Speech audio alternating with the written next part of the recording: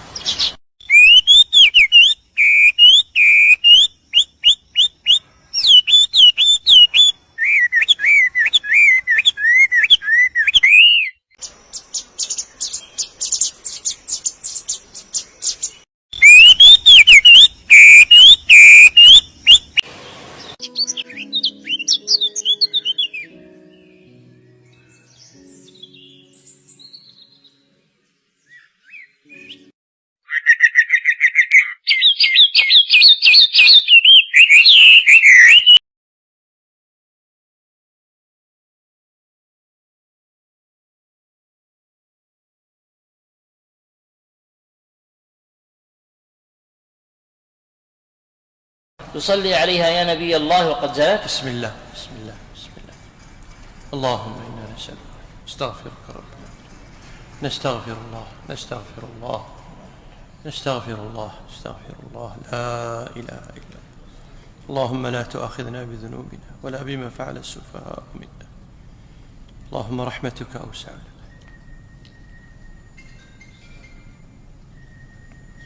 لا إله إلا الله. إن تعذبهم فإنهم عبادك وإن تغفر لهم فإنك أنت العزيز الحكيم. سبحان الله، يفعل الله ما يشاء. ما تزلزلت الأرض إلا بحكمة، ولا تزلزلت الأرض إلا بالذنوب، وأهل الدنيا يرجعون ذلك إلى أسباب جيولوجية، ونسوا أن هذه الأسباب بيد من؟ بيد خالق الأسباب سبحانه وتعالى. لا حول ولا قوة إلا بالله العلي العظيم. لا حول ولا قوة إلا بالله. أنا من أكثر من 40 سنة في الكويت أول مرة أحس بمثل هذا الزلزال والله. لا إله إلا الله. نوصيكم أيها الإخوة بالاستغفار والتوبة إلى الله جل وعلا، ووصوا ذويكم وأهليكم الاستغفار والتوبة والصدقة حتى لا يعيد الله عز وجل مثل هذه الزلازل. Di acara G20, Amerika dan Uni Eropa mati kutu, Emirat Arab selamatkan Indonesia dari hutang raksasa, begitu fantastis nilainya. Bahwa UAE memiliki sovereign wealth fund yang sangat besar, yang nilainya sekitar 1,3 triliun US dollar. Dan potensi-potensi seperti ini yang ingin kita kerjasamakan dengan UAE. Jadi saya kira ini adalah selain kunjungan yang sangat bersejarah, ini juga kunjungan yang sangat sangat straightforward, konkret, detail, bicara mengenai masalah ekonomi, bicara mengenai masalah keumatan. Jangan sampai mau didikte oleh negara asing siapapun. Dia hari ini bisa Amerika, besok siapa saya nggak tahu. Tapi ini yang bahaya, karena kalau kita didikte, kita kehilangan kemampuan nalar geopolitik kita, kemampuan untuk melihat masalah secara clear. Karena kita udah selalu didistorsi oleh tadi cap-cap atau pemikiran-pemikiran atau arahan-arahan negara unipolar ini. Halo sahabat bagi-bagi, dana fantastis lebih dari 314 triliun telah digelontorkan untuk Indonesia oleh Uni Emirat Arab. Hadiah demi hadiah telah diberikan kepada Presiden Jokowi, demi kemajuan hubungan Uni Emirat Arab dengan NKRI. Investasi Emirat Arab bahkan akan melebihi 3 kali lipat dari negara China, yang merupakan sumber hutang Indonesia. Tak ada tipu daya yang diberikan Uni Emirat Arab terhadap Indonesia. Ketulusan hati dan keikhlasanlah yang mendorong Uni Emirat Arab terus memeluk Indonesia. Tidak seperti negara tetangga kita, yang berinvestasi buat nyari untung sebanyak-banyaknya, dan ujung-ujungnya dijebak seperti negara Sri Lanka. Yang Mimin ketahui, tentunya Uni Emirat Arab juga akan melindungi Indonesia dari serangan militer, dari musuh Indonesia yang semakin hari sudah terlihat satu persatu. Aturan di Bandung, ngora kene. Paling kolot ke umurnya 45 tahun, tapi beunghar napa? Masya Allah, tanah ratusan hektar teh lain bohong. Pabrik nama di Jawa Barat ayah sampai ke Sumatera, Lampung, Padang, Palembang, Medan. Beunghar, mobil anyar ngajajar, villa di ditu di dieu. Lamun gering diop namuna luar negeri. Mentak basa panggil Kang Ibing nanyakeun, "Ngeunah sia mah jadi jelema beunghar euy gering ge ka Jepang?" Apa jawabnya? "Alah Kang Ibing, saya mah di Jepang di rumah sakit. Tinggali ku dokter. Saya mah ngarokok geus dilarang, kopi geus teu meunang, uyah dikurangan. Daging nu gaji-gaji dilarang, anu hasil teu meunang, anu pahit dilarang, anu amis dikurangan. Nah urang, nah keur naon loba duit sagala teu meunang? Mending siga urang penghasilan pas-pasan sagala meunang. Kerupuk, oncom, tempe, asin, senal, jajodog, taraje, hakan kabeh. Heuh taraje teh ibu. Jelema beunghar mah daharna ge diatur 4 sehat, 5 sempurna. Ah, urang mah 4 sehat, 5 seubeuh. Coba nu beunghar mah makan pagi roti, makan siang daging, makan malam susu, anjing da loba duit. Pan urang mah isuk-isuk angon kacang. Engke beurang aya keneh angon kacang deui. Nanti malam masih ada angon kacang juga. Isukna saatkeun nepi ka hideung angon kacang deui. Encan jiga leutak mah hakan we terus. Jelema beunghar mah eta bubuahan ge meni lengkep geuning aya apel, aya anggur, pan urang mah limus digorogot. Jeding-jeding kana bibir. Ya, Allah mah maha adil. Mata kurang kudu bersyukur ge. Ulah boro-boro rezeki eta panyakit geus meunang ngatur. Jelema beunghar loba duit, percaya henteu panyakit nangtang duit, jantung, liver, kanker, sakali ka dokter ratusan ribu, jutaan. Jelema leutik, penghasilan seeutik, eta panyakitna irit, bisul, romeheun. Paling berat hapur. Aya di dia nunggus ngajual imah gara-gara romeheun. Eueuh, ka dokter ge tara, rek naon ka era-era. Sok ibu lamun ka dokter ditaros ku dokter kumaha nemalan. Ya, Allah yang Maha mengatur rezeki. Rezeki mah ulah sieun Bu, ulah sieun rezeki mah. Masya Allah, Kang Ibing mah ngahuleng sok tinggalin dagang coet. Ibu itu rumah tangga na meseran coet 2 poe sakali dah henteu. Tapi tukang coet anakna ngirup. Bari jeung coetna paling di tukang 2 dihareup 2. Udah mau 5 juta hijina coet. Ya, makanya lamun urang hayang bersyukur mah hirupkeun teu loba kasieun. Geuning ieu bisa susurian, tok urang gerangan engke euih tina pangaosan ieu ngarareunteung. Ningali beungeut sorangan dina kaca, timbul syukur. Nuhun Gusti, rarai abdi teh sakieu endahna. Ieu soca disimpen duanana di dieu pas pisan. Daek ibu diberi gaji 100 juta sapoe, tapi panon dina curug. Jadi begini Pak, kenapa penyakit lambung atau kita kenal dengan istilah gastritis itu lama? Karena ternyata pada orang yang penyakit gastritis itu lambungnya itu luka. Nah, luka ini Pak, ya pemirsa Umat TV, tiba-tiba setiap hari makan terus. Ibarat ini ada tangan luka, korengan gitu ya, terus digesek-gesek terus. Kira-kira sembuh nggak ini luka? Tidak akan pernah sembuh. Nah, bagaimana teorinya? Ya udah, tempel aja selotip, kemudian digesek, kan bisa sembuh sendiri dia. Nah, jadi pengobatan gastritis yang paling tepat adalah bagaimana menutup lukanya dulu. Dengan apa yang terbaik menutup luka? Dengan menggunakan kunyit. Jadi kunyit itu luar biasa manfaatnya ya untuk hati, kemudian untuk menutup luka pada lambung.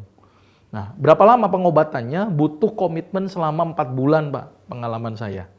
Jadi parutin temulawak, parutin kunyit, terus kemudian diperas, direbus, mendidih sebentar, angkat, setelah hangat ditambahkan madu.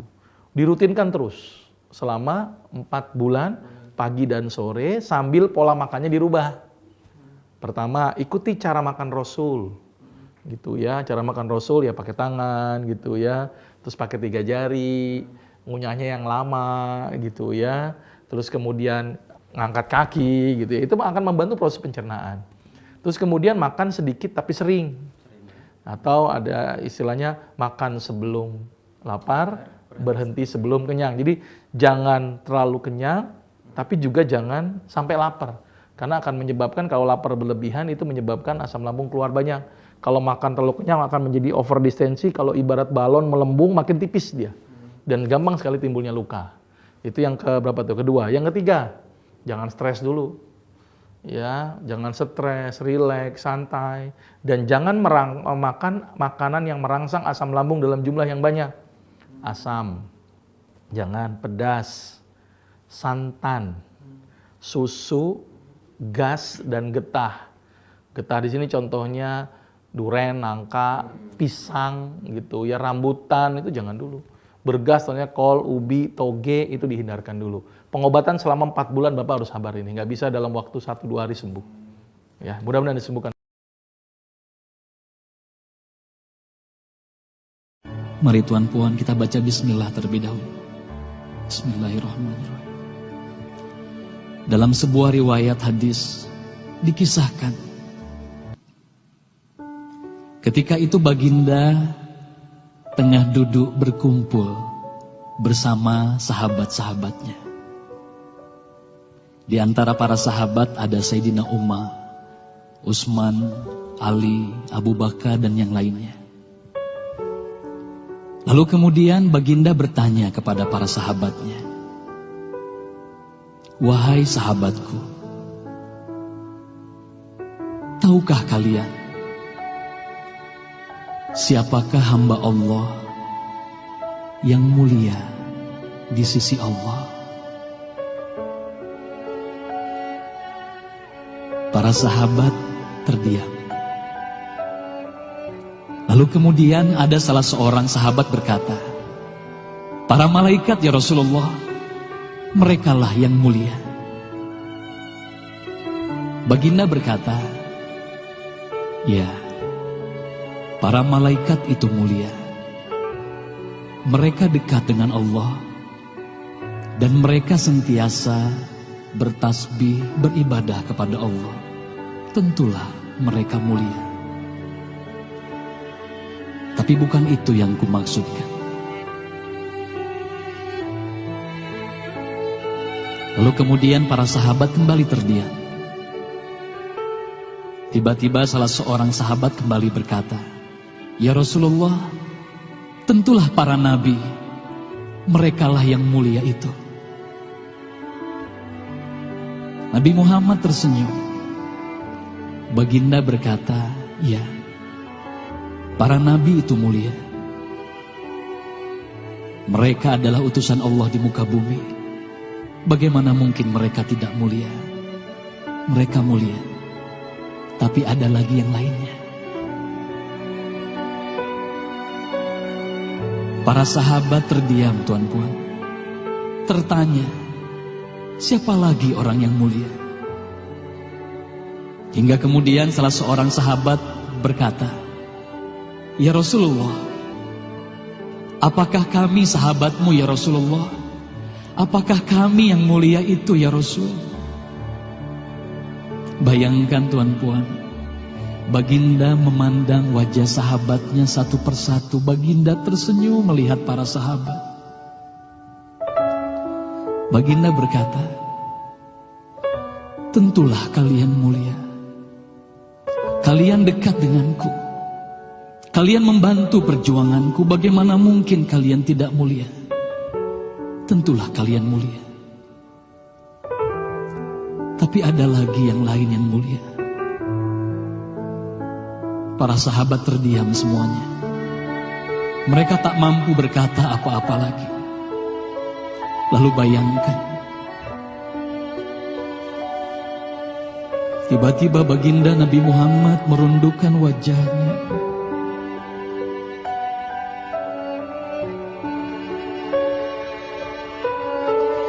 Bayangkan tiba-tiba baginda Nabi Muhammad menangis di hadapan sahabat-sahabatnya.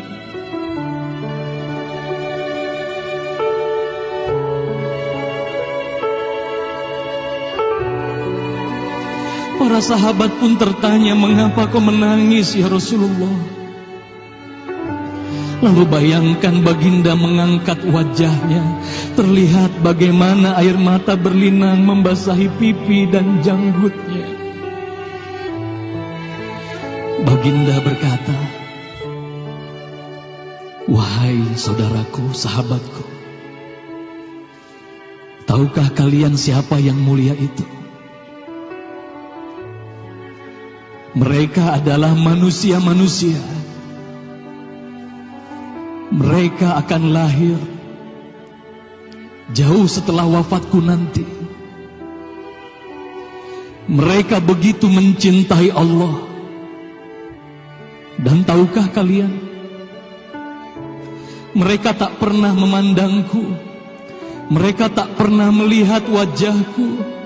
Mereka hidup tidak dekat dengan aku seperti kalian. Tapi mereka begitu rindu kepadaku. Dan saksikanlah wahai sahabatku semuanya, aku pun rindu kepada mereka.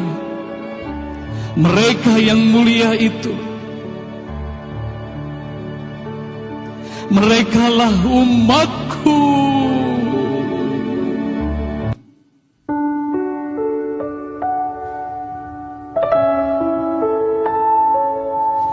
Bayangkan saat itu baginda Nabi Muhammad menitiskan air matanya, semua sahabat menangis.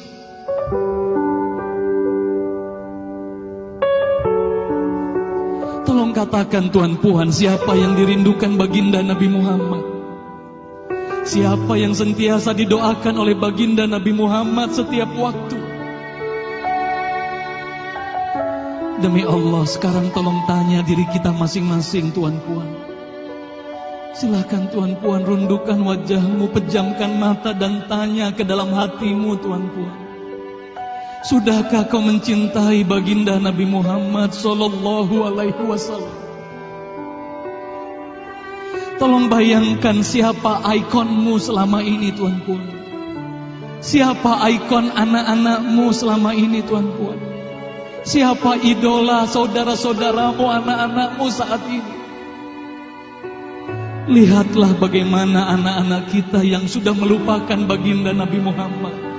Mereka lalai kepada baginda Nabi Muhammad. Mereka tak ada lagi rasa cinta kepada baginda Nabi Muhammad. Mereka bangga dengan ikon artis-artis mereka. Mereka bangga dengan para pemain bola sepak yang mereka banggakan. Tolong katakan tuan-puan, sudah berapa lama kita lalai hidup di dunia ini? Sudah berapa lama kita tidak mendidik anak-anak kita untuk mencintai baginda Nabi Muhammad sallallahu alaihi wasallam? Kalau kita mengaku sebagai umat Nabi Muhammad, tolong tanya diri sendiri, tuan-puan. Sudahkah kita mencintai Nabi Muhammad?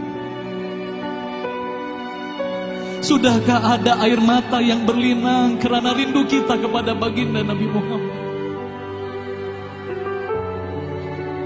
Sudah berapa lama kita lalai? Sudah berapa lama kita leka hidup di dunia ini? Sudah berapa lama kita melupakan baginda Nabi Muhammad sallallahu alaihi wasallam? Maka mari malam hari ini, tuan-tuan, mari malam hari ini kita hadirkan, kita hidupkan rasa cinta ini dalam hati. Semoga kelak di hari kemudian di padang mahsyar, cerita satu kisah yang saya pikir ini penting untuk kita semua, teman-teman sekalian, untuk kita tidak sodakoh dengan harta sisa. Kadang-kadang kita ini punya uang, nanti kita pakai dulu tuh yang lain-lain, baru sodakohnya dari harta sisa. Atau kita sodakoh dengan recehan-recehan kita. Itu gimana tuh? Nah, ini ada satu kisah yang mudah-mudahan menginspirasi kita semua, bahwa sodakoh itu jangan kita dapat langsung disisihkan buat sodakoh. Jangan sodakohnya nanti di akhir-akhir. Coba kita lihat ada satu kisah namanya Sya'ban. Sya'ban ini adalah orang yang selalu sholat bersama dengan Rasulullah SAW di masjid. Kemudian suatu ketika Rasul lihat tidak ada Sya'ban di masjid. Kemana Sya'ban? Sudah berhari-hari tidak ada Sya'ban. Akhirnya Rasul ke rumahnya Sya'ban yang jaraknya jauh sekali dari masjid. Rasul ketuk pintu dan ternyata yang membuka adalah istrinya Sya'ban. Dan istrinya menangis. Ternyata Sya'ban sudah meninggal dunia. Kemudian istrinya mengatakan, wahai Rasulullah, sebelum Sya'ban meninggal dunia, Sya'ban mengatakan 3 hal. Pertama, kenapa nggak lebih jauh? Kedua, kenapa nggak lebih banyak? Ketiga, kenapa nggak yang baru? Maksudnya apa ya Rasul? Kemudian Rasul mengatakan, orang-orang yang mau meninggal dunia itu sudah diperlihatkan oleh Allah tanda-tanda nanti dia akan kemana gitu, mendapatkan nikmat atau mendapatkan siksaan dari Allah Subhanahu Wa Taala. Maka Sya'ban ketika detik-detik wafatnya dia katakan, kenapa nggak lebih jauh? Sya'ban itu punya rumah yang sudah jauh dari masjid. Dia selalu berjalan kaki ke masjid. Tapi Sya'ban tahu keutamaan orang-orang yang jalan menuju ke masjid itu betapa banyak pahalanya. Sya'ban menyesal, kenapa nggak lebih jauh? Kalau lebih jauh aku melangkah, pahalaku bisa lebih besar. Berbeda jauh dengan orang zaman sekarang ya. Kemudian yang kedua, Sya'ban mengatakan kenapa nggak lebih banyak? Jadi Sya'ban itu tiap hari ketika pergi ke masjid, beliau itu membawa makanan yang beliau selalu bagi setengahnya untuk fakir miskin di tengah jalan. Maka ketika detik-detik wafatnya Sya'ban menyesal, kenapa aku nggak kasih lebih banyak padahal aku bisa. Aku cuma kasih setengah, padahal setengah itu juga udah luar biasa. Tapi Sya'ban menyesal, aku bisa kasih lebih banyak, kenapa aku nggak kasih lebih banyak kalau aku tahu pahalanya seperti ini. Kemudian yang ketiga, Sya'ban mengatakan kenapa aku nggak kasih yang baru. Jadi Sya'ban itu setiap kali menuju ke masjid, beliau itu selalu bawa 2 baju yang biasa dan baju yang bagus untuk beribadah kepada Allah. Sya'ban selalu kasih baju yang biasa kepada orang-orang fakir miskin itu. Dan Sya'ban menyesal, kenapa saya tidak kasih yang baru saja pakaian ini kepada orang-orang fakir miskin ketika saya tahu pahalanya luar biasa. Maka teman-teman sekalian, itu menjadi perhatian bagi kita semua bahwa kalau bisa jangan memberikan harta-harta sisa.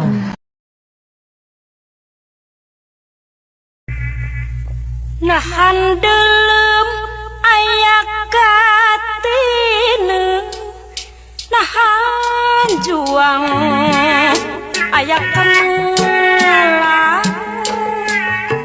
daun pulus lalamparan, kahayang pasti lamping pasti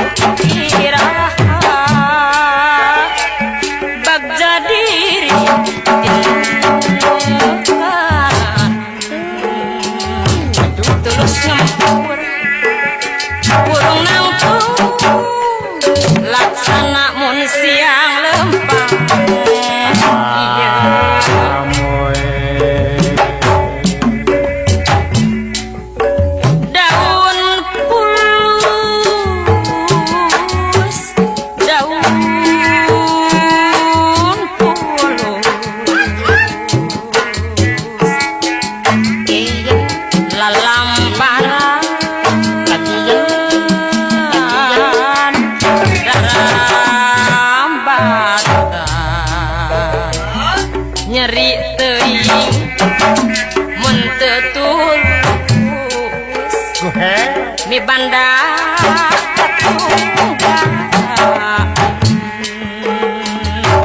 hidup nunggu waktu nyorang lampa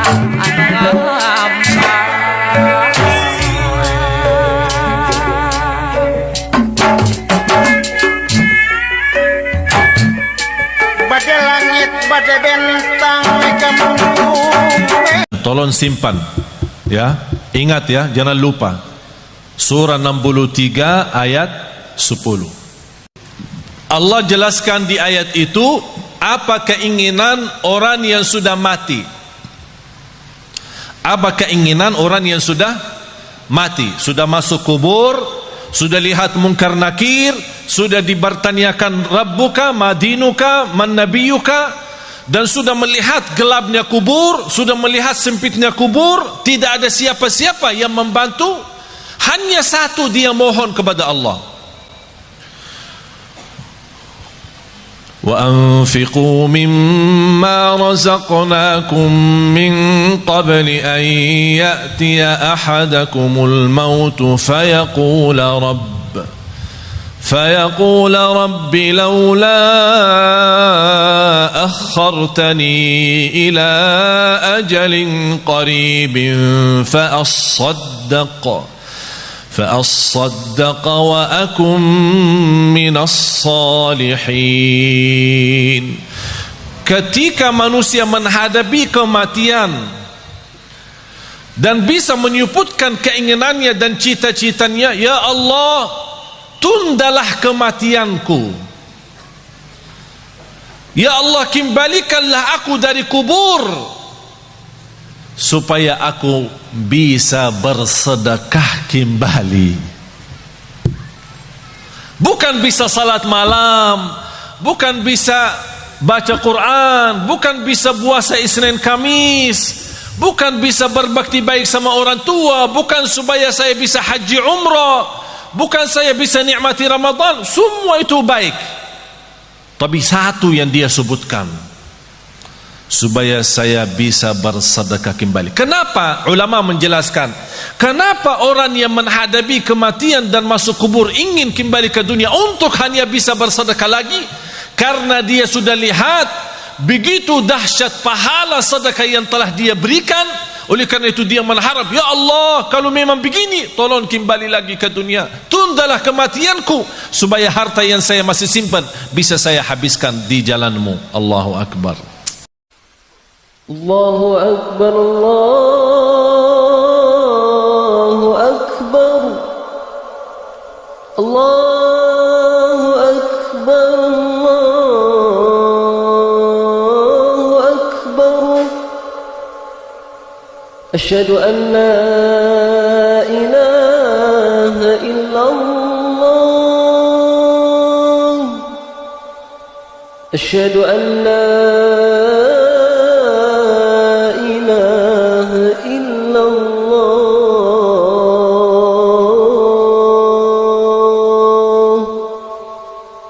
أشهد أن محمد رسول الله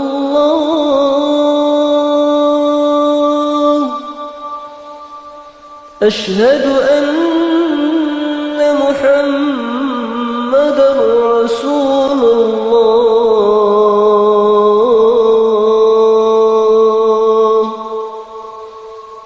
حي على الصلاة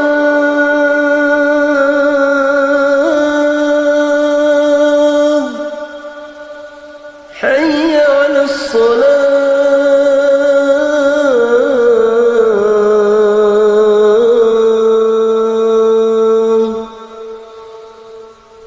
على الفلاح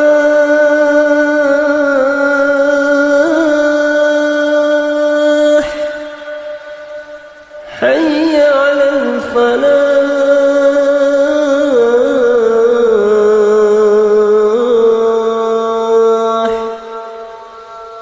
الله أكبر الله أكبر لا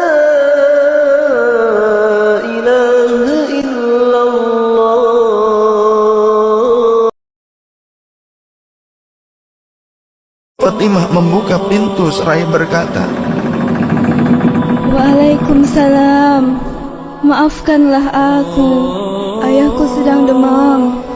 Lantas Fatimah membalikkan badan dan menutup pintu.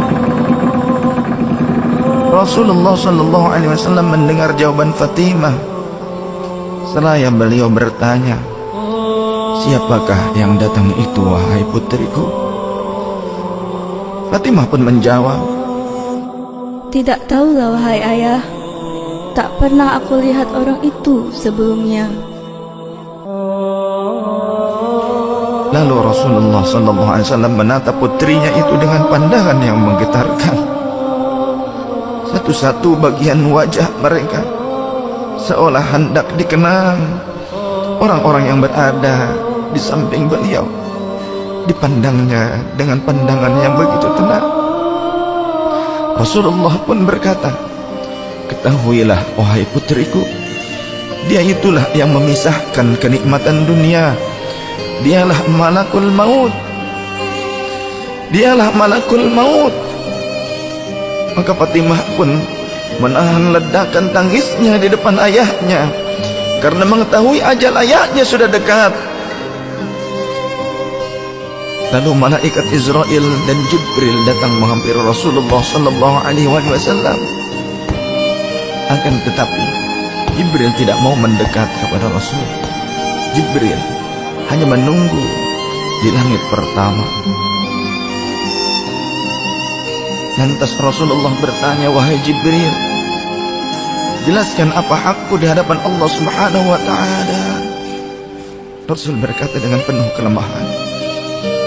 Lantas malaikat Jibril pun berkata, Ya Rasulullah, pintu-pintu langit telah terbuka. Para malaikat telah menanti kedatanganmu.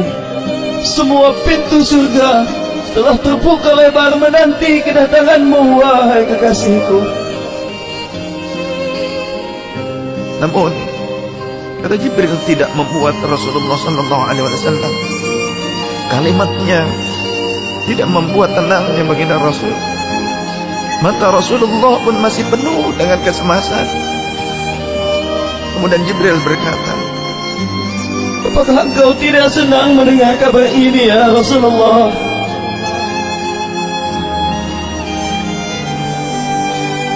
Kemudian Rasul pun berkata, kabarkan kepadaku bagaimana nasib umatku kelak, wahai Jibril.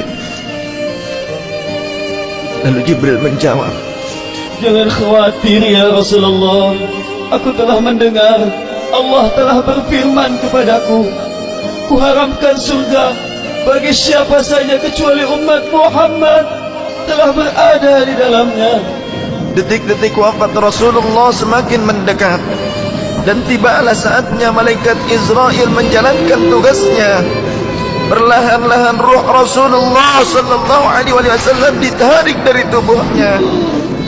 Tampak seluruh tubuh Rasulullah bersimpah peluh. Urat-urat leher baginda Rasul menegang pada saat itu.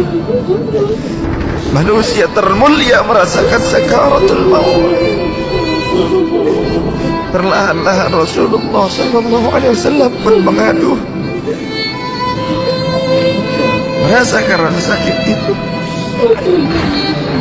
Dan Rasulullah berkata, wahai Jibril, betapa sakitnya sakaratul maut ini. Rasul berkata dengan begitu lirik. Fatimah pun memejamkan matanya, tak sanggup memandang ayahnya. Sedangkan Ali di sampingnya menundukkan pandangan semakin dalam. Dan ternyata Jibril pun memalingkan mukanya, tak mampu memandang Rasulullah SAW. Lantas Rasulullah pun berkata, ya Jibril, jika engkau melihatku hingga kau palingkan wajahmu dariku, hai Jibril.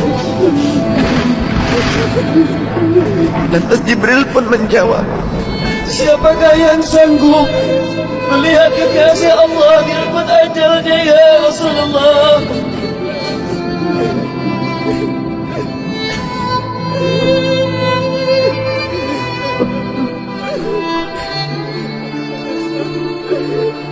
Sesaat kemudian terdengar Rasulullah SAW memanggil karena rasa sakit yang tak tertahankan lagi. Lalu Rasul pun berkata, ya Allah, dahsyatnya sakaratul maut ini ya Rabb. Timpakan seluruh siksa maut ini kepadaku atas umatku. jangan pada umatku ya Allah.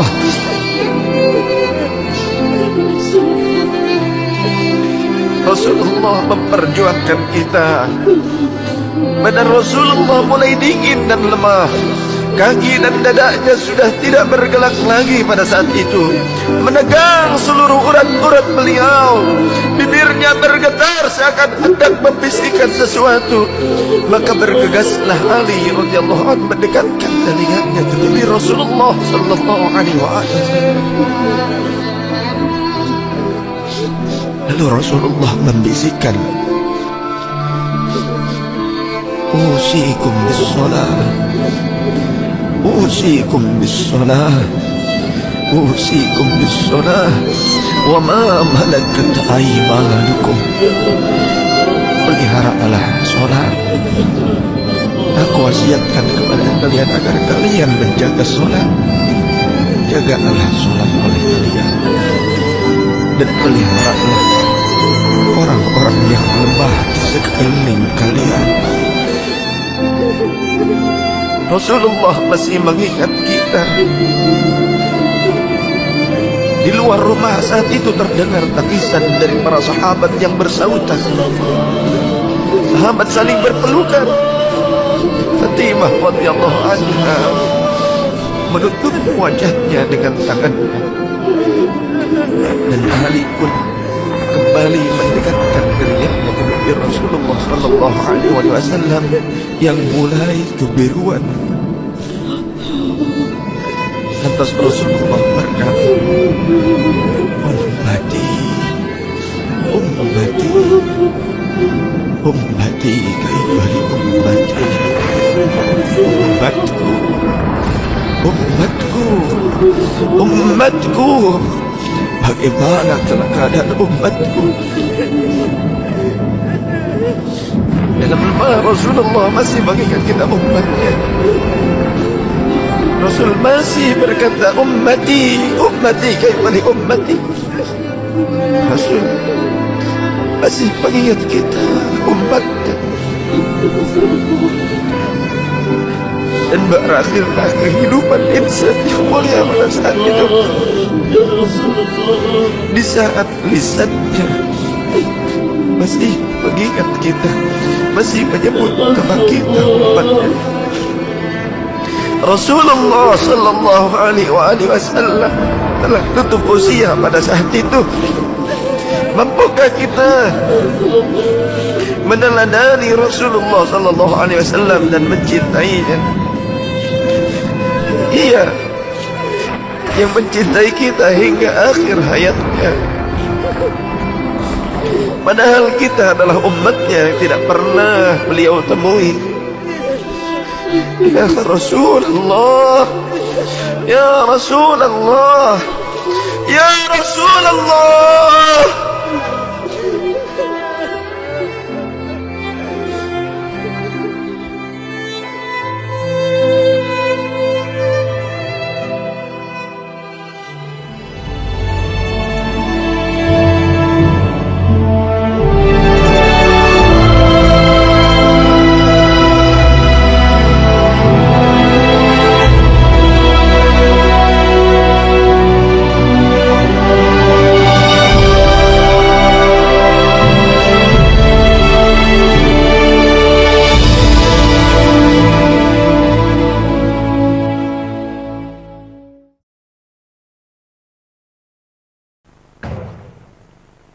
Sekarang giliran dari aktor film Dirtiput. Makasih Bang Karni gelar barunya. Assalamualaikum warahmatullahi wabarakatuh. Terima kasih. Saya sebenarnya menunggu-nunggu ada yang membantah substansi dari film. Kalau kita lihat Bang Karni, tidak ada satupun orang yang membantah substansi film. Yang ada mencari-cari kesalahan di luar substansi. Misalnya Ferry Amsari adalah kader PKS, Bivitri Susanti adalah kader Partai Nasdem, Zainal Arifin Mukhtar dikatakan sebagai kader PDIP. Tentu kami senang Bang Karni masuk melalui jalur film dengan KTA 007 kabarnya. Tetapi itu kan semua membicarakan di luar konteks yang dibicarakan di film. Dan kami bersyukur apa yang kami kisahkan di film, bahwa ini satu putaran akan 50% lebih dan hanya bisa kalau sebarannya di atas 20, terjadi. Dengan bukti-bukti yang kami tuturkan bahwa kecurangan berlangsung terstruktur, sistematis, dan masif. Terstrukturnya dilibatkannya penyelenggara, aparat pemerintahan, bahkan dari pusat hingga satuan pemerintahan terendah, kepala desa, yang tertinggi presiden dengan pernyataannya cawe-cawe, sudah ikut pemilu tetapi kemudian mengatakan tidak jadi, sudah ikut kampanye tapi belakangan mengatakan tidak jadi kampanye. Padahal kita tahu semua bahwa kampanye itu berdasarkan pasal 1 angka 35 Undang-Undang Pemilu juga tidak sekedar visi misi dan program kerja, tetapi citra diri. Duduk bersama Pak Prabowo itu membangun citra diri Pak Prabowo, walaupun makannya cuma bakso. Itu kampanye. Kami sudah tuturkan itu semua, bahwa keterlibatan juga berlangsung sistemik, bahwa ini direncanakan dengan baik semua, bahkan kemudian dijelaskan masifnya kecurangan berdasarkan angka-angka. Ya, lengkap itu semua. Tapi alhamdulillah tidak ada yang bantah. Tadi saya cerita sama Bang Ciko, ya nggak ada yang peduli juga kalau sudah menang gitu ya. Apakah itu fakta, kebenaran atau tidak? Nah, kami punya keyakinan sebagai masyarakat sipil, saya dan teman-teman sudah membuat program soal peta kecurangan pemilu yang menggambarkan kecurangan melalui peta Indonesia. Jadi misalnya Bang Ciko lapor di DKI Jakarta ada kecurangan, bentuknya video dan foto, nanti dia akan pop up di dalam peta Jakarta. Terjadi satu kecurangan, pelapornya Ciko, hakim. Nanti kalau Bang Fadli walaupun tidak di kampungnya maju, kalau melaporkan di Padang, terjadi kecurangan, juga muncul di Padang. Jadi kita bisa melihat di peta itu seberapa masif, sistemik, dan terstrukturnya kecurangan. Karena berkaitan dengan ini Bang, pembuktian kecurangan di MK memang sulit. Bang Fadli sudah pernah menjadi korban kesulitan itu. 3 kali. Ya. Sekarang beliau setelah jadi bukan korban, saya tidak sebut pelaku ya, bagian dari pelaku lah gitu ya. Beliau sudah melupakan keburukan proses pembuktian di MK. Bagaimana mungkin Bang Karni kita bisa membuktikan kecurangan TSM itu kalau saksinya cuma 10? Provinsi saja sudah 38 sekarang. Saking masifnya. Bagaimana mungkin kita bisa membuktikan melalui pembacaan kertas-kertas pembuktian berkontainer-kontainer, sementara waktu pembuktian hanya 14 hari kerja? Siapa sih di antara hakim Mahkamah Konstitusi, hakim konstitusi itu, yang sudah baca kontainer-kontainer di 2019 yang dibawa oleh Bang Fadli? Tidak akan mampu. Makanya kita ubah melihat bukti melalui bukti elektronik berupa peta.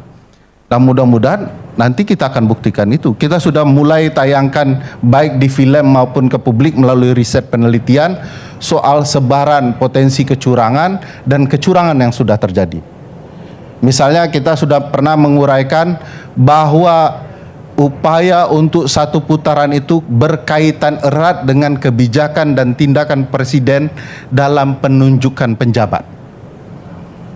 Terutama kalau kita lihat datanya, kebutuhan untuk menang satu putaran butuh menang minimal di 20 provinsi. Presiden menjelang pemilu sudah melantik 20 gubernur di 20 provinsi. Presiden juga mengangkat penjabat bupati wali kota 178, mungkin sekarang sudah bertambah. Dan kalau dikonversi dalam bentuk daftar pemilih tetap per wilayah yang dipimpin oleh para penjabat itu jumlahnya fantastis. Jumlah DPT-nya 140 juta DPT. Yang maknanya lebih dari 50% kebutuhan suara untuk menang satu putaran. Yang bisa diganti kapan saja.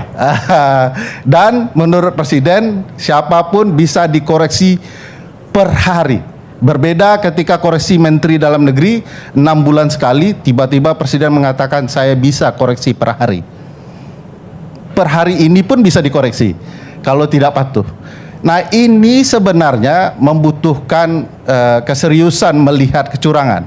Jadi kalau kecurangan dilihat di form C1, C hasil begitu ya, kita kan tidak melihat apa-apa. Uang yang ditekan aparat, pemilih, politik uang main, gentong babi main, ya, dana insentif yang kita sebut sebagai politik gentong babi itu main. Sehingga kemudian hasil terlihat seolah-olah benar, tapi faktanya proses tidak dijalankan jujur dan adil.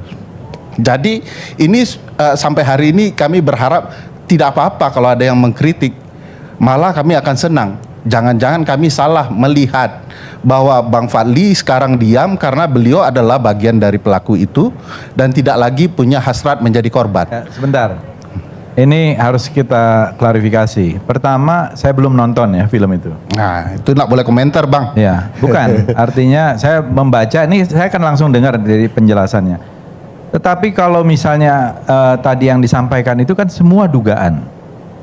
Semuanya itu semacam skenario. Ya. Mungkin ada di dalam satu skenario. Nah, itulah yang harus dibuktikan apakah itu memang terjadi. Misalnya tadi pejabat-pejabat yang diangkat mereka bekerja untuk itu. Nah, apa buktinya? Buktinya sudah disampaikan di film, Bang. Jadi, ini mau aku lanjutkan ya. Bukan. Di dalam film itu. Tadi soalnya mengatakan pelaku. Abang kan belum nonton. Pelakunya ada. Di dalam video bukti yang disampaikan beberapa penjabat perintah untuk memilih 02 itu banyak di videonya, Bang. Ya, itu dilaporkan saja, tetapi yang jelas jangan menganggap rakyat kita begini. Makanya selesaikan. Jangan supaya Abang rakyat, tidak terlihat salah betul. Saya akan ceritakan. Ini untuk pelaporan di Bawaslu sudah dilakukan. Oke. Dan Bawaslu tidak bertindak. Masif terstruktur apa kriterianya sampai? Makanya saya jelaskan, ini baru terstruktur, sistemiknya belum. Nah, masifnya belum. Nah, sudah nyinggung-nyinggung. Jadi saya selesaikan dulu ya. Jadi ada upaya-upaya seperti itu yang kita kenal sebenarnya di dalam politik kepemiluan sebagai upaya mempengaruhi para pemilih. Jadi apa yang nampak di permukaan kesannya tidak terjadi kecurangan, tapi di dalamnya luar biasa bobrok. Bahkan di film Bang Fadli ada bukti pengakuan dari kepala-kepala desa. Saya turun ke lapangan, Bang. Di beberapa daerah, saya sebut daerahnya, silakan dibuktikan. Di Medan misalnya, di Sulawesi Selatan misalnya yang saya turun ya, tim peneliti kan turun di tempat yang lain. Itu eksplisit mereka menyampaikan bahwa kami diperintahkan untuk mendukung calon-calon tertentu. Ini maaf, ada di bukti di film itu mengatakan kepala desa itu kebingungan yang luar biasa. Pagi dia diperintah kubu 03, siang diperintah oleh kubu 02. Coba bayangkan nasib kepala desa itu. Ditekan timur dan barat, tergencet oleh gajah-gajah yang bertarung, rumput terinjak-injak, itulah kepala desa kita. Dan mereka nggak bisa apa-apa. Dan mereka sudah diskenariokan untuk mendukung. Ada juga di dalam film bahwa dalam berbagai pertemuan dengan presiden dan atau para menteri, mereka diarahkan untuk mendukung pasangan tertentu. Bahkan seluruh perintah yang ada dan berkaitan dengan Pak Presiden Jokowi, mereka turut kok. Perintah untuk 3 periode ikut mendukung, perintah untuk perpanjangan masa jabatan ikut, kemudian Pak Jokowi kemudian mendukung pasangan tertentu juga ikut. Inilah yang kemudian pelanduk yang di tengah-tengah itu, yang menurut kami di film itu juga belum bisa dibantah dan tidak kemudian ada bukti yang bisa menjelaskan itu bukan bentuk dukungan. Yang menarik misalnya, ini boleh nanti diperdebatkan, soal politik gentong babi atau pork barrel politics atau inisiatif yang kemudian insentif dalam bentuk dana yang digucurkan untuk publik dan bahkan sekarang sudah mulai berkembang untuk konteks Indonesia. ASN, militer dinaikkan gajinya, termasuk yang terbaru pegawai penyelenggara pemilu. Sebelum ini Bang Ciko, sebelum pegawai Bawaslu, sebelumnya pegawai KPU. Ya, tapi masalahnya itu di mana? Ya, begini. Jadi gini. Ya. Saya mulai Ini dengan kan, teori. Nanti soal pembuktian. Bukan. Ini semuanya ini teori. Ya, saya mulai dengan teori dan tidak bisa ada yang empirik. dibuktikan. Lah. Ya, maksud saya jangan menganggap rakyat kita itu bodoh. Saya tidak pernah menganggap rakyat kita bodoh. Seolah-olah rakyat kita itu dipengaruhi sedemikian rupa, diperintahkan. Jangan juga menganggap kepala desa kita itu bodoh. Problematika gentong kepala babi desa kita itu ini tidak hebat-hebat. terjadi hanya di Indonesia. Nggak bisa juga kepala desa. Problematika gentong babi itu dari tahun 18, Bang. Loh iya, di Amerika juga masih berlaku sampai hari ini. Sampai hari ini. Tapi bukan itu maksud saya. Dan itu dianggap sebagai politik curang. Semua teori-teori Abang belajar itu, kan soal itu? Ngaku nggak Abang itu sebagai politik pork curang? barrel itu di Amerika sah kok. Siapa bilang sah, Bang? Ada aturannya. Itu lain lagi. Ada aturannya mengenai pork Iya, barrel. tetapi kan diakui sebagai teori yang curang. Itu menurut satu Abang akui perspektif. dulu. Bukan. Nah, saya mau jelaskan itu. Bukan. Saya hanya mau mengatakan begini. Kepala desa itu tidak bisa kita dikte. Mereka itu independen. Mereka itu memang kepala desa yang seolah-olah stratanya di bawah, tapi mereka itu punya independensi, mereka fight di bawah itu untuk memenangkan itu, dan mereka punya independensi, mereka terafiliasi mungkin dari seluruh partai politik yang ada, dibantu oleh mereka kan anggota boleh legislatif. terafiliasi, Bang. Bukan maksudnya. Undang-undang desa melarang mereka. Maksudnya begini loh, terafiliasi pasal ada punya 29, pasal 30 Undang-Undang Desa melarang mereka mendeklarasikan. Itu kan teori. Bukan teori, pasal 29. Bukan maksud saya terafiliasi politik pilihannya mereka. Nggak boleh, Bang. Nggak boleh. Misalnya, mereka menunjuk. saya Jadi punya di kawan. Undang-Undang Desa, Bukan, Bang, saya tidak punya- boleh. mereka iya, tidak ngerti. boleh mendeklarasikan. Ngerti, tidak Tetapi apa yang dideklarasikan. terjadi untuk Tapi di era Pak maksud Jokowi saya itu, sudah mendeklarasikan. Mereka itu independen. Ya, mereka itu independen. Mereka kok bisa mendeklarasikan. Nggak, Anda mau mengatakan kepala desa itu bisa didikte? Iya.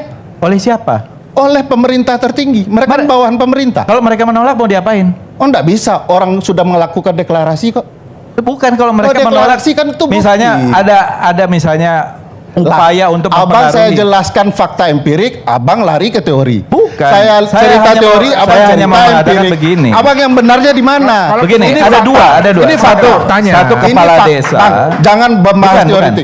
Abang Kepala jawab desa. dulu, kepala desa boleh mendeklarasikan dukungan atau tidak?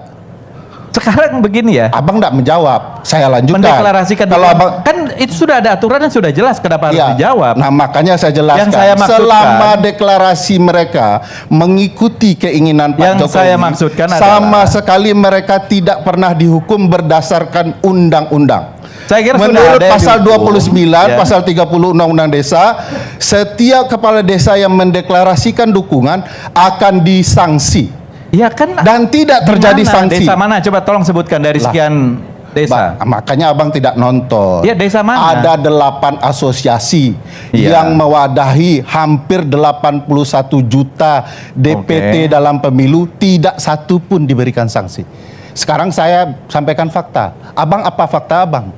Faktanya begini ya, yang saya katakan, kepala desa itu dipilih melalui satu proses yang itu ada teori. di dalam. Bukan, Saya bukan bicara teori. fakta. Faktanya apa? Mereka Abang yang ada saya fakta ingin atau katakan tidak Kalau seluruh tidak ada kepala fakta desa jangan seperti dipotong itu. dulu. Makanya saya katakan tadi, Ya, pasti ada yang tidak terafiliasi. Yang saya ada. bilang 8 asosiasi. Bukan begini. Yang saya ingin sampaikan adalah masyarakat atau kepala desa, ya. Masyarakat kita juga cerdas. Iya. Ya, Saya jangan bilang, juga saya selalu tidak bicara menumpahkan seolah-olah masyarakat yang dengan cerdas. adanya bansos, Saya bicara masyarakat cerdas dengan maupun yang adanya bermasalah kepala yang desa. mengikuti Nah, kalau ada kepentingan politik. Ya memang harus diproses. Jadi menurut Bang Fadli bahwa bansos itu nggak ada hubungan sama politik. Bansos itu kan diputuskan oleh DPR partai. Enggak, ini Anda 2019 bilang dana bansos dalam Pilpres Fadli syarat motif politik. Ini 2019 nih. Bukan, itu diputuskan oleh. Ini ada faktanya bahwa Bang Fadli mengatakan bahwa dana bansos 2019 ada salah bisa politik. diselewengkan, bisa dikorupsi. Minta Pak Jokowi menghentikan 17 triliun, 15 triliun. Sekarang 400 triliun. Bisa dikorupsi. Masa Bang Fadli nggak komen bahwa ini adalah syarat politik? Bisa dikorupsi juga itu bisa. waktu jadi korban. Sekarang itu makanya sekarang jadi pelaku bisa jadi. Jadi gini, ini dalam teori Minangkabau. Maksud saya begini, yang diakui oleh kampung Bang Fadli dan maksud saya begini Bang Fadli, kita nih sama-sama orang Minang nih bertiga, bahwa tolong konsisten lah, tolong konsisten. Malu kita sama saudara kita di ranah Minang sana. Politisi Minang itu berkelas, punya harga diri gitu loh. Dengar dulu ya. Kalau kita lihat bansos itu diputuskan bersama, diputuskan secara bersama di DPR dan menterinya saja dari PDI Perjuangan. Iya, kenapa Abang mengatakan 2019 itu syarat politik 15 triliun, sekarang 400 triliun? Ketika itu. Kenapa? Ketika beliau masih jadi korban. Sekarang enggak. Ya sekarang ada perbaikan. Iya, kenapa dulu 15 triliun, sekarang 400 triliun, enggak ada perbaikan. Loh, ada perbaikan, memang rakyat membutuhkan dan semuanya transparan. Lah, itu enggak konsisten. Ini enggak konsisten menurut saya. Satu lagi di enggak konsisten. Ada mentioning bahwa tadi ada mentioning bahwa menterinya Menteri Sosial dari PDI Perjuangan. Betul. Tapi dia tidak boleh membagikan sekarang. Satu-satunya waktu di mana Badan Pangan Nasional yang membagikan. Ya, nah ini justru menjadi satu poin lagi. Dia di stop. Masa 15 triliun itu motif politik, 400 triliun tidak motif politik. Masa kampanye. Karena capresnya berbeda dengan dukungan presiden. Mau mendengarkan enggak? Dengerin dari ya, teorinya Bang Fadli itu ada di kampung beliau. Sekali ombak besar datang, sekali tepian berubah. Begitu jadi korban bicara, begitu salah orang lain diabaikan. Setting saya. Nah, ini penjelasannya itu belum selesai. Relatif lebih baik. Itu yang maksud saya dari awal. Enggak, makanya kalau 15 triliun itu salah di syarat teori politik dan fakta bahwa Mensos betul orang PDIP, bahkan presiden pun orang PDIP. Ya bukan. Tetapi maksudnya, Bang, yang membagikan harus Bapanas. diingat, Bapanas bukan harus partai, diingat pasal bukan kandidat. 17 Undang-Undang Dasar, pasal 17 Undang-Undang Kementerian mengatakan bahwa menteri adalah pembantu presiden. Mau apa pembantu kalau kemudian presidennya bilang jalan. Yang membagikan itu Bapanas. Jadi Bang, coba Bukan. bayangkan BLT itu turun di rapel khusus menjelang bulan Februari. Dan bungkusnya kecurangan sama, apa lagi yang tidak Dan terlihat? schedule-nya memang itu udah Bayangkan diatur dari Bang, lama kan? angka-angka bansos itu merapat menjelang Februari semua. Abang harus nonton film ini untuk pencerdasan politik dan tidak ditipu oleh kawan sendiri. Ada di DPR, partai-partai. Enggak, bukan begitu. Semuanya ada di DPR. Enggak, lalu kenapa 2019 Abang mengatakan itu motif politik, sekarang tidak gitu. Bisa dikoreksi. Saya katakan kalau 2019 Bang, sekarang satuan ada perbaikan. tiganya teknis proseduralnya pemerintah yang melakukan. Iya, Bapanas. Makanya Bapanas itu siapa? Makanya saya bilang Bapanas dengan itu kemampuan bukan ini paslon, maka bukan partai. nempellah semua, bahkan presiden sendiri turun kasih barang di tepi jalan untuk meyakinkan pemilih dia presiden. Bahkan baik warna dan bungkusnya harus sama dilanjutkan. warna gemoy. Jadi Bungkusnya jelas sama. sekali sebenarnya Bang. Masa Anda nggak bisa baca fakta itu? Gimana Ini kan Bang? Cuman Bungkusnya sama. begini, Bang Fadli sebagai dulu mantan korban, sekarang seorang yang dituduh saya melakukan. mengatakan Jadi itu tentu akan melakukan pembelaan selama ini sudah menjadi common practice bahwa bansos BLT itu diputuskan Saya mau sebagai sebuah cerita, keputusan. Steve Forbes yang mengatakan begini. Ya. Untuk per barrel ini Bang, Bukan, Anda di bahkan 2000. nilai-nilai surgawi dan duniawi pun tidak akan dipedulikan pemerintah asal menang. Saya itu Jadi teori. Abang sudah lupa Bukan, nilai-nilai surgawi yang Abang ceritakan 2019. Kami yang mengkritik dan ini sekarang. dari dulu. Mengkritik Iya, ini makanya dari sekarang dulu. kenapa tidak mengkritik? Dulu tuh 15 triliun, sekarang 400 triliun. Dulu kita kritik makanya ada perbaikan Sekarang lebih dari 440 anggarannya triliun loh. 400 masalah triliun. anggaran. Nyampe nggak kepada rakyat? Iya, masalahnya kenapa dulu Nyampe- Abang menganggap itu motif nyampe politik, nggak kepada sekarang rakyat? enggak? Saya tanya, rakyat butuh nggak? Enggak, dulu nyampe enggak 2019? Nyampe. Ya sama. Tapi beda. Kenapa Ada 400 triliun tidak kritik. dianggap sekarang masalah? Sekarang jauh lebih baik. Sampai sasaran. Nah, Dulu ada orang yang tidak berhak menerima. Sekarang relatif. Enggak, masalahnya yang saya sampaikan data-datanya menjelang lebih Abang baik. mengkritik Jokowi di 2019 mengatakan bahwa pembagian bansos waktu itu syarat motif politik menjelang pemilu. Abang bilang stop Pak Jokowi. Sekarang kenapa nggak minta stop? Dulu itu sangat berbeda situasinya dengan sekarang. Kenapa? Ya kalau sekarang ini semuanya sudah terencana dan memang schedule-nya seperti itu dan kemudian transparan. Skedulnya bulan Maret. Skedulnya bulan Maret. Kenapa diajukan Januari? Padahal saya belum selesai, Bang. Semuanya bagian dari koalisi pemerintah. Enggak begitu. Jadi kalau koalisi boleh pakai multi politik. Kalau semuanya koalisi pemerintah. Enggak boleh dong. Enggak boleh. Enggak boleh. Itu bedanya. Walaupun itu koalisi pemerintah, kalau itu melanggar nggak boleh. Itu berpolitik. Jangan seolah-olah dianggap 01 dan 03 itu bukan koalisi pemerintah. Nggak ada, PKS bukan pemerintah, beda. Kalau orang Padang bertengkar, nggak akan ada habisnya. Jadi kita lihat. Memilih pemimpin itu di dalam Islam itu masuk wilayah akidah, bukan muamalah. Akidah berarti akan dipertanggungjawabkan nanti di yaumil akhir. Itu memilih pemimpin. Nah, dari 3 pasangan calon presiden ini tadi, ulama-ulama se-Indonesia, ya, ulama-ulama se-Indonesia itu mencoba memilih sesuai dengan standar nubuah, kenabian.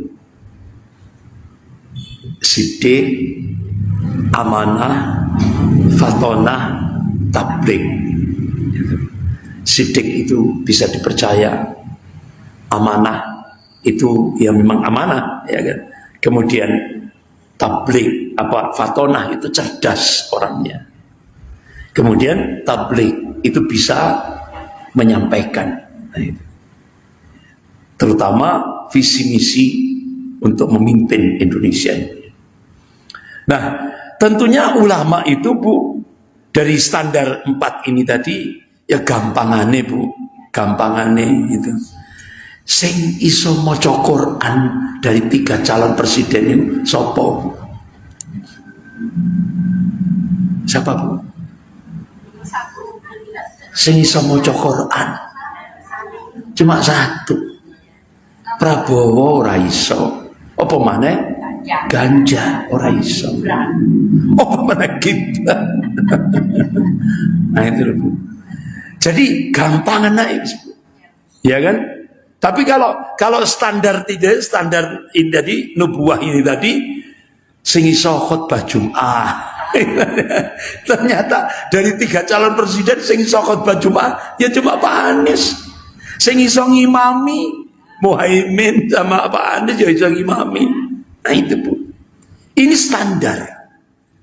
Akhirnya ulama-ulama seluruh Indonesia kumpul semua se-Indonesia di Bogor. Alhamdulillah saya juga hadir, Bu. Ribuan ulama se-Indonesia. Akhirnya dengan istikharah, kemudian dengan penjajakan yang teliti, sampai akhirnya ada 13 poin itu yang harus ditandatangani oleh Bapak Anies sama Pak Muhaimin. 13 poin itu mewakili umat Islam seluruh Indonesia. Akhirnya ditandatangani, Masya Allah. Bahkan akhirnya langsung dari 13 fakta integritas itu langsung alhamdulillah Habib Rizik Syihab, bismillah, ayo kita perjuangkan. Ternyata buah semangka ini diproses di sini. Belanjaannya berupa pewarna batik langsung dicampurkan ke air. Pewarna pakaian, Mas. Nah, yang buat itu apa? Warnai celana. Misal celana agak buruk, nanti dijadikan sama ini, jadi baru lagi.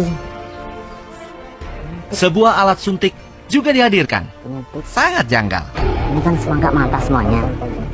Jadi kan dalamnya itu semuanya itu nggak merah. Ada yang putih.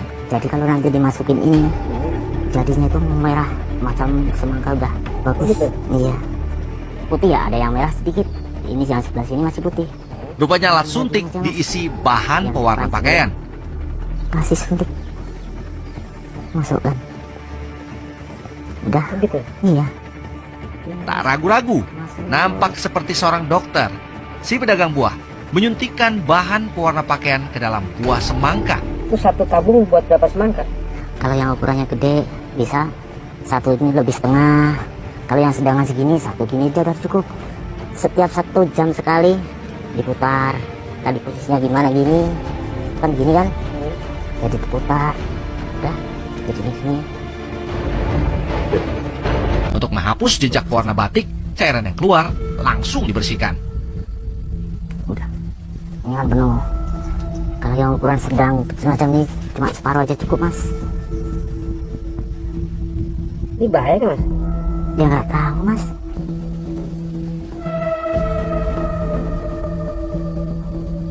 Ini nggak harus dari sini, nggak apa-apa, Mas, sebenarnya. Dari mana saja bisa. Dari sini pun bisa juga.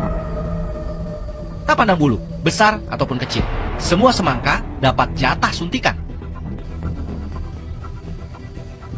Kalau dari bawah sini bisa juga, dari sini bisa juga, sama. Mas, itu jual berapa, Mas? Beli itu di berapa satu? Saya tadi beli 1.500, Mas. Ini kan masih mantap, Mas. Belum masih panen sebenarnya. Dijual? Palingnya 10.000, 11.000. Dari yang tua ya tetap panis yang tua, tapi kan warnanya jadi macam semangka tua, Mas. Biasanya siapa yang beli, Mas? Es campur, itu kan buat es campur dulu, Mas. Bikin es campur kan kalau kelihatan merah kan asal merah, Mas. Besar-besar gitu? Buat dijual di perorangan, ada yang di pinggir jalan. Si pedagang punya trik tersendiri menyuntik buah semangka agar cairan wantek cepat menyebar. Mas, ini penyuntikannya tidak hanya di ujung berarti ya? Enggak, Mas. Ini di tengah juga, biar dia cepat menyebar, Mas. Jualnya mana aja? Sebagian ada yang udah kesana, Mas. Nah, sebagian ada yang ke warung, ada juga yang di jalan. Setelah menunggu proses suntikan semangka, kami mengambil salah satu buah semangka yang telah disuntik oleh bahan pewarna. Nah, ini ya kelihatan ya suntikannya ya? Nggak kelihatan, Mas. Warna merah sudah merata, semangka nampak menggiurkan.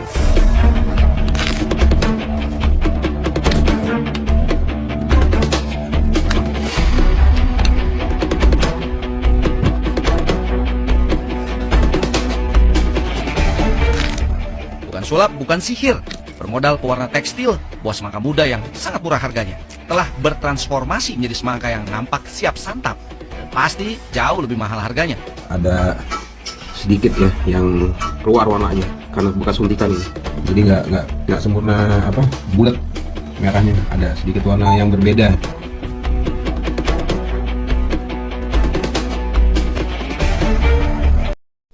Hai saudaraku di tanah air. Ya, ini kami kemarin memang sempat mendengarkan di media televisi ada telur palsu. Kami pribadi sangat bingung bagaimana caranya bikin telur palsu ya. Dan ini ternyata saya menemukan, benar-benar menemukan telur yang mungkin dikatakan telur palsu. Ini ya. Tadi kita mau bikin ceplok telur dan kita buka ternyata Masya Allah seperti ini. Kalau telur ditaruh kulkas itu tidak akan beku, tapi ini beku. Coba Dok, ini Dok, di apa? Ini dibuka sama anak saya. Tak, coba. Mohon maaf loh, seperti ini ya. Mohon pihak yang berwajib ya, ini diusut. Ini barang buktinya. Kami karena orang awam dengan seperti ini mungkin hanya akan kami sebarkan di grup-grup ya. Seperti ini. Gak apa-apa Dek, di apa? Ini sama anak saya di apa? Cetak gitu. Maaf. Lah ini seperti ini. Kalau telur ini bukan di flasher loh ya. Ini di lemari es yang pendingin aja. Seperti ini cangkangnya Dok. Ini kita beli 1 kilo, sekian banyaknya ini, yang mungkin berarti kita kurang awam ya. Kalau saya ya Allah, keras cangkangnya keras banget ya. Ini Mbak Kiki tolong ini dipecah semua aja biar mungkin saudara-saudara kita tahu dan hati-hati.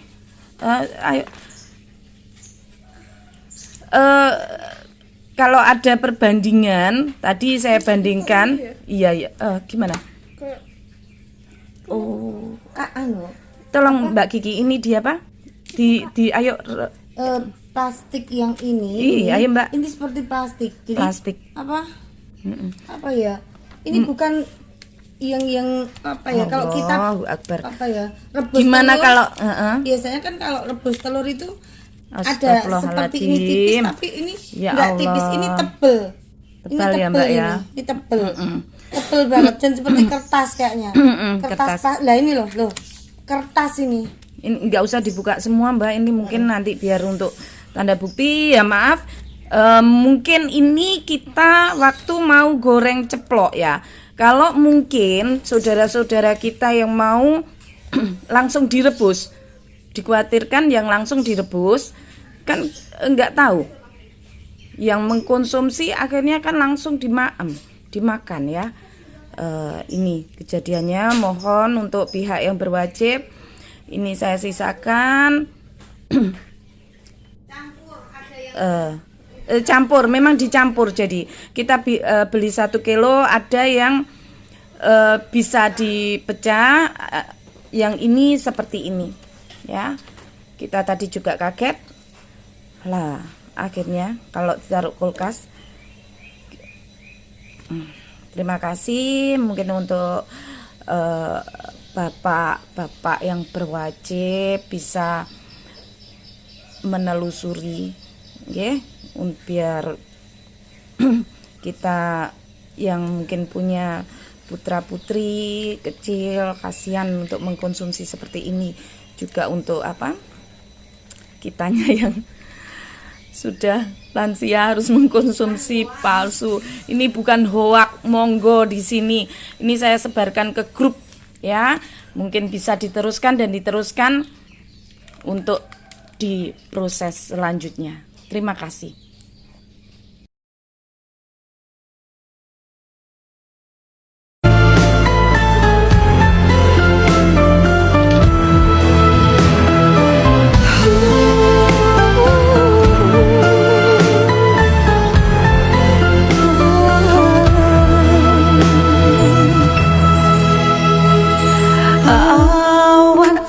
Menghitam langit runtuhkan bumi. Saat aku tahu kenyataan menyakitkan,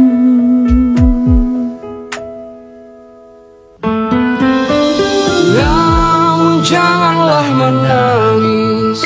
Kami semua mencintaimu.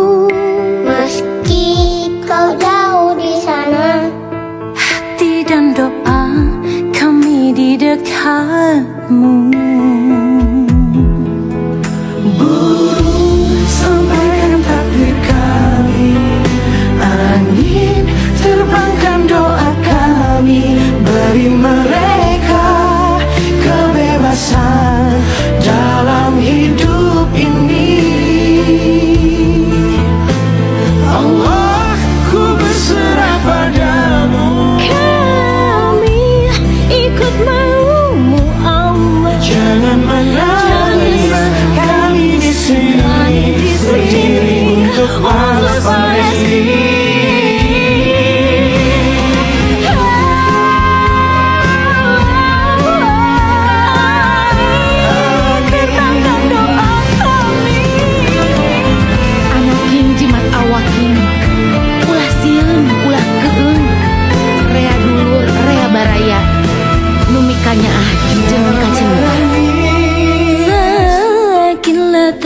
كنا نحن جميعا نحبكم ولو كنتم بعيدين عنا قلوبنا وعدونا بالقرب منكم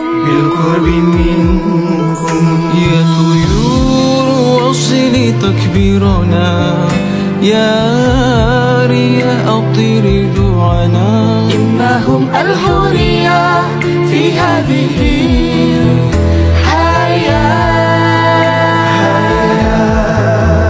يا الله فوض أمري إليك سنقبل إرادتك يا الله. لن تبكي نحن كنا لندافع عن فلسطين.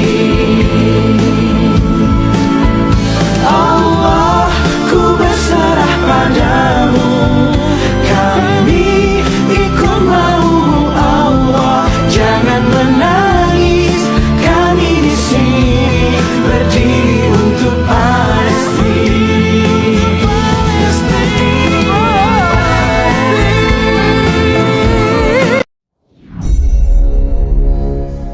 Dalam sebuah pernyataan resmi, para pejabat tinggi negara mengatakan bahwa di Rempang Eco City akan ada pabrik kaca gelas yang produksinya terbesar nomor 2 di dunia. Namanya Xingyi Glass. Xingyi Glass akan membangun pabrik kaca dan solar panel senilai 11,5 miliar dolar atau hampir 170 triliun rupiah di Pulau Rempang. Oke, sebentar. Bukannya PT Xingyi Glass Indonesia juga sudah membangun pabrik kaca senilai 700 juta dolar tahun lalu di Gresik Industrial Park yang progresnya juga belum ada kejelasan atau malah akan pindah ke Rempang. Tapi ini memang seru sih. Begitu pejabat menyebut nama, memang netizen Wakanda itu paling iseng. Mulailah nama tersebut diutak-atik di Google. Itulah kritisnya anak generasi digital yang melek informasi, yaitu generasi milenial dan generasi zilenial. Perusahaan apa Xingyi itu? Duit dari mana 170 triliun itu? Katakan dalam 10 tahun membangunnya, tetap saja jumlah uang investasi tadi sangat besar. Lalu perusahaan gelas nomor 1 di dunia itu di mana? Berapa kapasitas produksinya? Berapa revenue nilai jualan pabrik gelas tadi setahunnya? Mulai macam-macam dah tuh di benak netizen muda. Mereka pun langsung cari data. Netizen sekarang memang sudah pinter-pinter. Provokasi buzzer rupiah nggak mempan.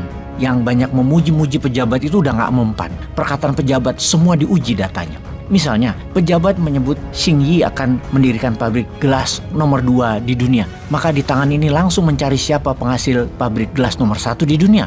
Dan terlampir ini adalah daftar 9 gelas manufaktur di dunia, yaitu nomor 1 Beijing Glass Group dengan nilai penjualan per tahun 80 billion dolar. Dulu namanya Peking Glass, berdiri tahun 1940. Kemudian nomor 2 Saint-Gobain dengan nilai penjualan 56 billion dolar. Berdiri sejak tahun 1665, berkantor pusat di Paris, Prancis. Kemudian nomor 3 Pittsburgh Plate Glass Industry, nilai sales per tahunnya 17,5 billion. Berdiri sejak tahun 1883 di Pennsylvania, Amerika. Nomor 4 AGC, nilai sales penjualan per tahun 15,3 billion, bermarkas di Tokyo, berdiri tahun 1907.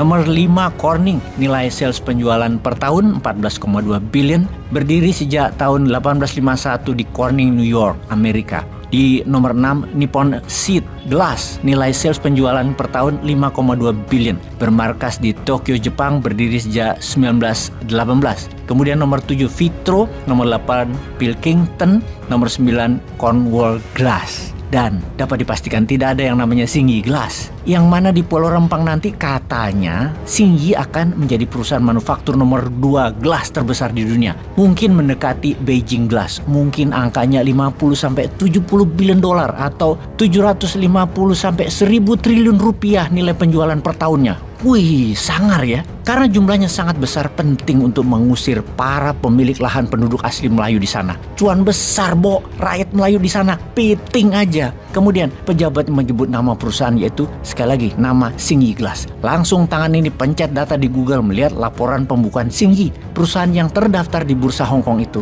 Dan data semua terbuka. Maka timbullah pertanyaan, masuk akalkah nilai uang 11,5 miliar dolar untuk dimiliki perusahaan yang berbasis di Hong Kong ini? Yang malah aneh, mengapa memilih Pulau Rempang yang masih greenfield, yang harus membangun banyak infrastruktur seperti pelabuhan, jalanan, dan sarana lainnya. Kalau kita baca Consolidated Financial Statement Xingyi Glass Holding Limited di annual reportnya tahun 2022 yang diaudit oleh EY, Ernst & Young, ternyata pabrik dan penjualan mereka sendiri tak sebesar omongan pejabat Indonesia. Nilai properti, plant, equipmentnya sebesar Hong Kong dolar 17,5 billion atau hanya 2,2 miliar dolar atau billion dolar Amerika, dengan sales revenue 3,4 billion dolar Amerika. Di mana segmen terbesarnya adalah 68% justru jualannya di Tiongkok, bukan di dunia. Pertanyaannya, jika memang benar Singgi Glass mau investasi di Rempang senilai 11,5 billion dolar atau 170 triliun, itu salah sebut angka kali ya. Maksudnya 170 miliar rupiah atau hanya 11,5 juta dolar kali ya. Karena equity yang dibutuhkan 30% dari 11,5 miliar dolar itu setara 3,45 miliar dolar atau 3,4 billion dolar ya bahasa Indonesianya. Dari mana dana dibutuhkan? Karena dalam consolidated net cash flow mereka per 31 Desember 2022, Singgi hanya punya 0,4 billion dolar atau hanya 41 juta dolar saja. Dan dari mana menutupi kekurangan 3,04 miliar atau 3,4 billion dolar kekurangan equity tersebut? Itu pun kalau semua cashnya dipakai, ya kan nggak mungkin. Sepertinya perkataan pejabat tentang rencana pabrik gelas di Rembang Eco City patut dipertanyakan, karena pada setiap berita tidak ada satupun statement dari pihak Singgi Glass tentang nilai 11,5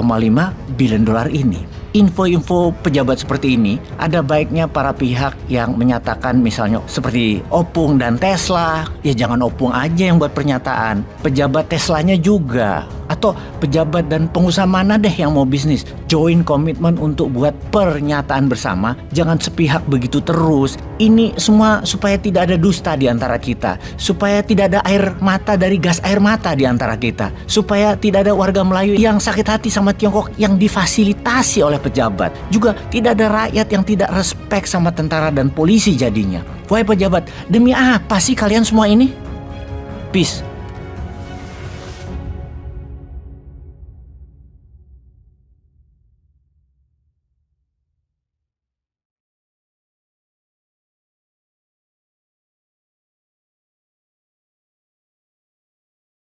Halo sobat, ternyata ada jejak-jejak bisnis pribadi BUMN Erick Thohir dan Menko Marinvest Luhut Panjaitan di balik penggusuran pemukiman tua Melayu di Pulau Rempang, Batam. Jejak inilah tampaknya yang membuat pemerintah betul-betul all out. Bahkan Panglima TNI pun turun tangan. Sejauh ini masyarakat Melayu dan para pendukungnya masih bernyali besar menghadapi ancaman dari pemerintah dan aparat keamanan untuk menghentikan perlawanan mereka. Pokok persoalan terletak pada pembangunan pembangkit listrik tenaga surya di perairan Batam. Pembangunannya akan dimulai tahun 2024. Sesuai perjanjian Indonesia dengan Singapura, seluruh produksi listrik PLTS ini diekspor ke Singapura melalui kabel bawah laut. Proyek ini adalah patungan antara konsorsium Indonesia yang terdiri dari Adaro Group milik keluarga Thohir yang sekarang ini dipimpin oleh Boy Thohir, kakak kandung dari Menteri BUMN Erick Thohir, TBS Energi Utama milik Menko Marinvest Luhut B. Panjaitan, dan yang ketiga adalah Medco Energy milik Salim Group dan keluarga Panigoro. Sedangkan dari Singapura adalah Keppel Corporation, sebuah perusahaan pengelola aset berskala internasional. Pemasok panel surya proyek ini adalah Xingyi Group dari Cina yang kabarnya akan berinvestasi sampai 360 triliun rupiah. Xingyi akan membangun pabrik di Pulau Rempang, Batam. Semua ini menjelaskan kenapa pemerintah begitu terburu-buru dan sangat tegas dalam memerangi perlawanan rakyat Melayu di Pulau Rempang. Tidak hanya karena konsorsium dikuasai oleh konglomerat yang juga sangat berpengaruh secara politik, tapi tampaknya juga ada kekhawatiran bahwa bila Pilpres 2024 justru menghasilkan seorang presiden yang memiliki pandangan berbeda. Dia tidak akan segan membatalkan proyek ini karena dianggap hanya menguntungkan Singapura, Cina, dan sekelompok kecil pengusaha merangkap penguasa di masa pemerintahan sebelumnya. Oke, kita akan jumpa lagi dalam episode berikutnya. Pada kesempatan ini juga kami akan menegaskan tentang sejarah kepahlawanan Bung Karno yang perlu penegasan, terutama terkait dengan ketetapan MPRS nomor 33/MPRS/1967 tentang pencabutan kekuasaan pemerintahan negara dari Presiden Soekarno.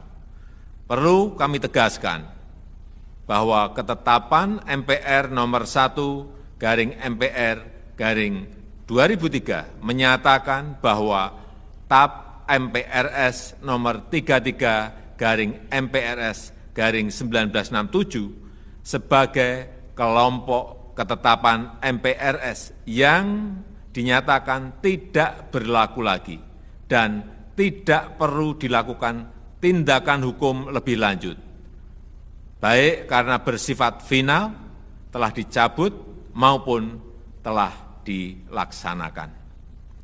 Di tahun 1986, pemerintah telah menganugerahkan pahlawan proklamator kepada Insinyur Soekarno.